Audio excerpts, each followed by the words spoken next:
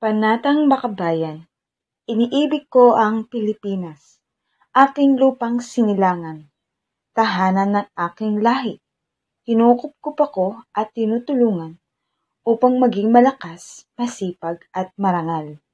Dahil mahal ko ang Pilipinas, diringgin ko ang payo ng aking mga magulang. Susundin ko ang tuntunin ng paaralan. Tutuparin ko ang tungkulin ng mamamayang makabayan, naglilingkod, nag-aaral, at nagdarasal ng buong katapatan. Iaalay ko ang aking buhay, pangarap at pagsisikap sa bansang Pilipinas.